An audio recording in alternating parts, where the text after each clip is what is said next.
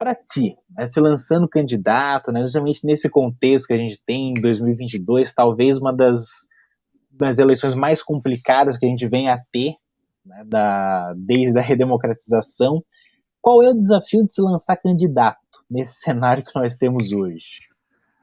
O maior difícil, a maior dificuldade é que nós temos, por exemplo, né, não é a maior dificuldade, mas assim que eu considero na minha visão.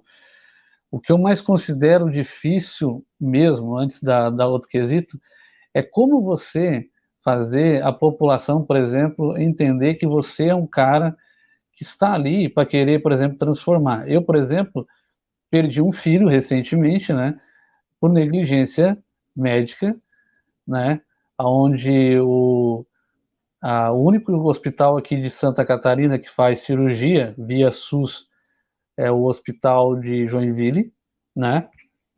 Então, a cirurgia dele seria 30 mil reais, mas não foi dado nem essa opção para a gente, né? Então, por que eu estou dizendo isso para vocês e quem está nos ouvindo? É como assim, como é que eu vou chegar e dizer para uma pessoa que, ó, eu sou candidato, tal, né? Sendo que já existe meio que uma barreira dentro de muitos brasileiros, que quando se fala a palavra política, parece que eles acham assim que a pessoa é ladrão, que não sei o que. Claro que a gente sabe que existe isso, infelizmente, mas quer ou não queira, a política faz parte da nossa vida, inclusive na Grécia Antiga, quando se originou o termo, né, política, foi um meio, por exemplo, que nem Aristóteles ele tinha o costume de sentar, né, em alguns lugares da cidade e começar a fazer as pessoas, o que é bom para isso, o que é bom para aquilo, o que é bom para a cidade, né, no caso, né. Então, o político ele tem que fazer isso, né, o que é bom para a cidade, né. Então, só que hoje não se tem essa ideia. Então, vejo que a maior dificuldade minha é como é que eu vou fazer as pessoas entenderem que eu me candidatei porque eu perdi um filho, né, por negligência, porque um Estado não investe na saúde, porque eu vejo os professores cada vez mais doentes, né, porque não conseguem dar aula, porque falta infraestrutura e salas superlotadas, né, e a gente vê que tem pessoas que são eleitas, vão lá e ficam e continuam fazendo a mesma coisa, não lutam por essas pautas, né. Vejo, por exemplo, eu sou filho de família humilde, por exemplo, da agricultura, falam mal dos agricultores, né? Claro que a gente sabe que existe o tal do agronegócio, que, né, de pessoas que são totalmente diferentes do pequeno e médio agricultor, que são pessoas meu pai, por exemplo, não conseguiu fazer o tal de Pronaf que eles falam, e assim, nunca conseguiu fazer isso. Foi tudo na base de botar a cara para bater, né? Então, é essa a dificuldade. Daí as pessoas não entendem que você quer fazer isso. Por quê? Porque existe essa barreira, esse ranço contra a política. Eles não entendem que o valor do voto é uma importância muito grande. E a questão de compra de voto também, que tem gente que vende o voto por facilidade, né? Como é que você quer um mundo mais digno, né? Se você realmente vende voto.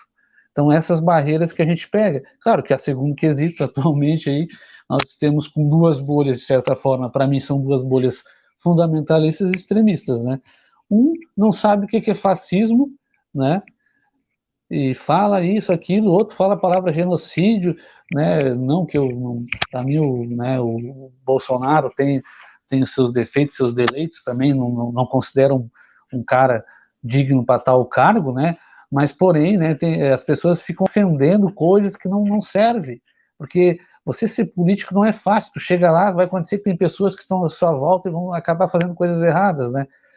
Por exemplo, que nem aconteceu com o PT e o Lula, por exemplo, que agora estão nessas discussões de bolha aí, né, que acham que todo político é ladrão, todo político é a mesma coisa, por causa de duas bolhas, né, e esquecem, por exemplo, de olhar o Ciro Gomes, que é um candidato do nosso partido, que tem várias ideias, várias coisas bacanas, tem um planejamento muito bom, né, o nosso partido tem um plano na educação muito bacana também, e essas pessoas, a gente acaba ficando invisível, né, para alguns tipos de grupo de pessoas. Por quê? Porque transformaram políticos como se fossem deuses ou como se fossem uma espécie de sujeitos intocáveis, né? que não querem dar o braço a torcer. Por exemplo, ó, eu me candidatei, mas eu tenho proposta. Eu não falei aqui algumas propostas, mas eu tenho proposta, né? Não sei se tu quer que eu fale uma, mas eu vou falar aqui uma só.